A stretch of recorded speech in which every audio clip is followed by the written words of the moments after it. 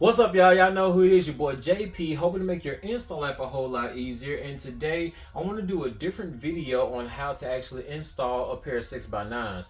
You know, usually on this channel I show you how to take your door panel off and how to replace the speaker, but we don't really go too much into tuning, making sure we got the right amount of power going to the speaker. I figured it'd be a good day to go over that because we're going to be testing out the new DS18 ZXi series. This is the ZXi 694 6x9 inch speaker. So this is my personal Toyota Camry. It's a 2008. Now, just to be 100% with y'all, I don't remember what the old install looks like, so no judgment. It's just gonna be a full transparent moment. We're gonna take this door panel off and then we're going to install the new speaker. You do have a little push clip right here. We don't have that one on this one. Take this little triangle part off first. Very simple. I am using my low profile skin wedge. We have one more panel right behind the handle. It's going to relieve one Phillips head screw, and then we have this panel right here that's kind of pops off. It's going to reveal two more Phillips head screws. Now, one thing I like to do before I actually take the door panel off is we can actually pop out the light and disconnect it while we're down here. That way, when we take the door panel off, we don't have to reach down and grab that. Now, before I put it on, I will reinsert this and put the light back on, and that's just a little easy thing that I do. Now, this door panel has been off several times, so these clips aren't in there tight at all. Full transparency, don't judge me. Take off these little housings real quick. Two harnesses, one for the window, one for the lock and the unlock. Oh! I forgot I did sound deadener. Look at you, the whole door. Okay, I remember now. Totally remember now. And this is the Ballistic Extreme, the trunk kit. I actually did the trunk kit, not the door kit, because the trunk kit usually gives you 9 sheets, which comes out to like 36 square feet, in which I can do both the outer part of the door and the inner part of the door. So we are deadening on the inside shell of the door and on the outside. That's why when I hit that door like this, super dead. Looks like I utilized the speaker harness, and we have the Polk audio. I think this is the MM series, either the MM or the DBI. I'm not 100% sure. Let's take these out real quick. Yeah, the Polk audio DBI 691. We're gonna swap these out. To be honest, just to make this quick, I'm just gonna wrap this up in some interior tester tape. I'm gonna be honest, I don't know if I said interior or exterior, but we are using the exterior tester tape. So now that we have this part done, we could just plug these up and then just mount it right back into here. But before we install the 6x9 into the door, there's a couple things that I would like to do. First off, I want to know not just how much power we're going to be getting towards the speaker, but how much clean power that we're going to be getting towards the speaker. So what we're going to do is we're going to use our SMD DD1 to test the high level speaker output at the door. So let us know what volume number is clean and what volume number is distorted at our aftermarket radio. Now, doing this part is extremely simple. Now that we have the radio on, we want to go in here and go to our audio settings and turn everything down to flat. Graphic EQ, we have everything to flat. Now, I know I usually don't mess with like bass boost and all that type of stuff. So when we go to our speaker level, you see we have everything at 0. We want to make sure we have everything going on the pass through because we will be testing for both 40 Hertz and 1000 Hertz. So for now, we're going to turn the HPF off, which stands for your high pass filter. Next, we're going to stick our positive and negative test leads inside the speaker harness, and then we're going to turn our SMD meter on.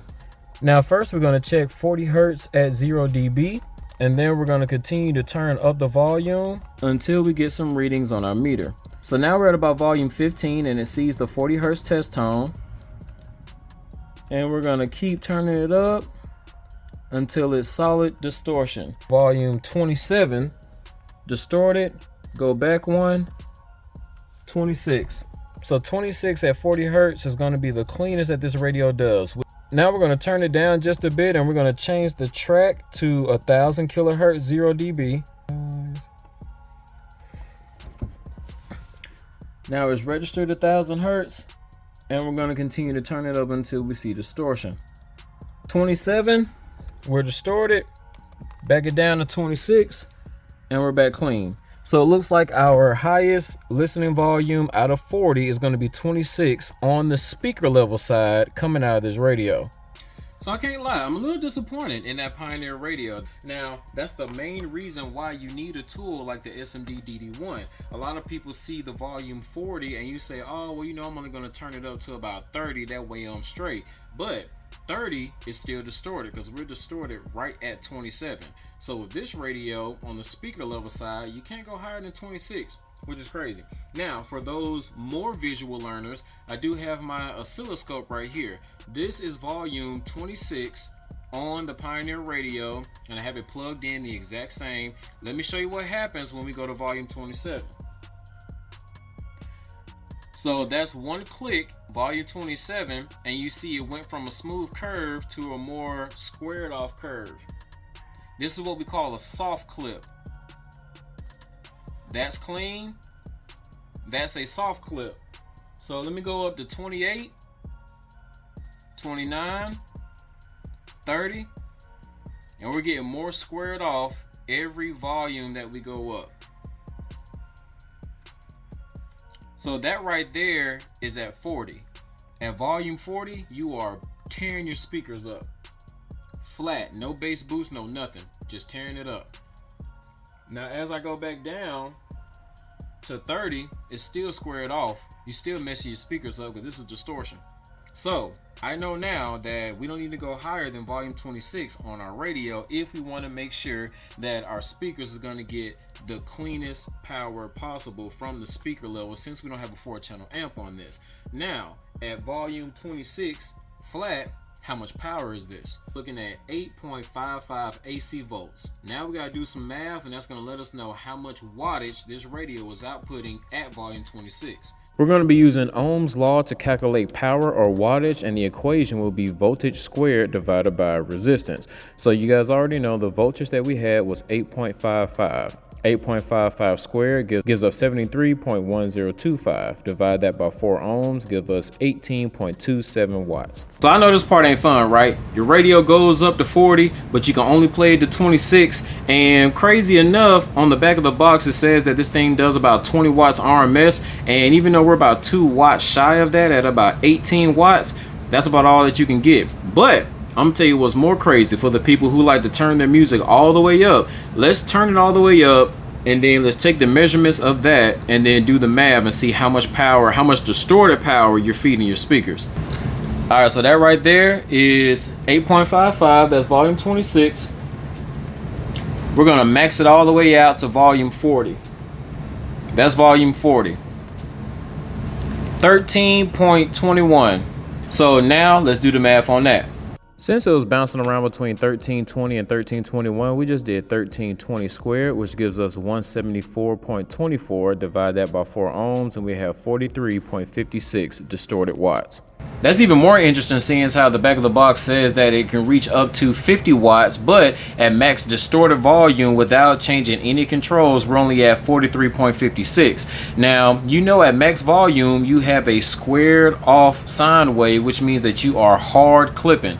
So if you turn your volume all the way up without messing with any settings, you still giving your speakers 43.5 distorted watts, clipping watts, which is something that we don't want to do. So imagine when you turn your bass boosts up or you turn your loudness up and all that type of stuff, the damage that you're doing to your speakers. This is why proper tuning, even on a basic level, not even dealing with DSPs, this is straight basic, knowing these type of things is extremely important. Now I know what you're thinking, why are we going through all that just to hook these speakers up? I want to make sure that when you guys buy your brand new speakers and you put them inside your car, you don't end up blowing them because of user error or how you actually listen to music. Because a lot of times people will buy some speakers, turn them all the way up, and it'll be like, man, these speakers are trash.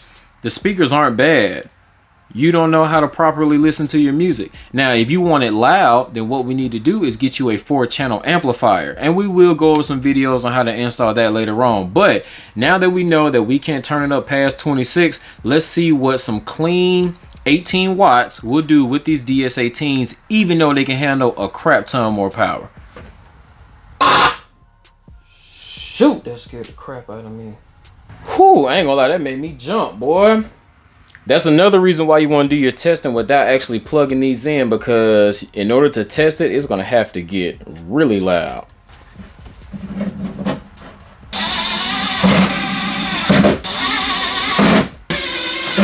Alright, so we got speaker number 1 done. I'm gonna go ahead and do the same thing to the other side, and we're gonna listen to some royalty-free, copyright-free music. So it ain't gonna be nothing y'all may ever heard before, but it's gonna be something that we can play and not get a copyright strike. So let's get to it.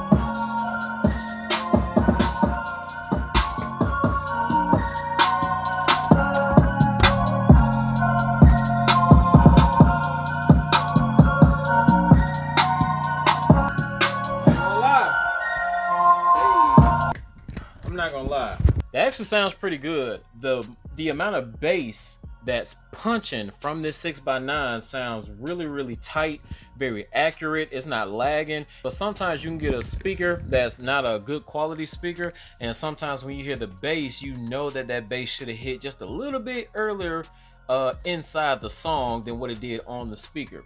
That bass is extremely dynamic. It's tight. I really like that 6x9. Now, even with my Polk audios, they sound very good, but when it came to the bass, it wasn't as, the only word that I can come up with is punchy. It wasn't as like boom, like real dynamic. The bass coming out of this is very, I hope my microphone picked that up properly. ZXI 694. That's a nice sound. I ain't gonna lie, I'm gonna really enjoy this. Now, with that being said, this thing is 120 watts RMS. That was 18 watts. That's not even a third of what it can take continuous. My bad, I had to go check real quick. 360 watts is the max power. 120 watts is the continuous RMS power that it can take 24/7 without any type of damage to the speaker, and we are only giving it 18 watts of clean power coming right off that head unit. That lets me know if I'm able to get that sound off of 18 watts, when I get 120 clean going to it, it's gonna scream. I can't wait. I'm gonna have to get an amp. I'm gonna have to get a 4-channel amp and do the same testing that we did with that radio with the 4-channel and make sure we can get 120 clean going to it. But that's gonna be about it for this one. I'm gonna go ahead and pop these door panels back on because I do have to go pick up my son. I tried to do this before I went to go pick him up, so me and him and the whole family can ride around with some good clean sound. But if you guys learned anything, don't forget to hit that like button, subscribe, share, comment if you want to. Till next time, this your boy JP signing out, telling y'all to keep going, keep growing, and have a blessed day. Peace.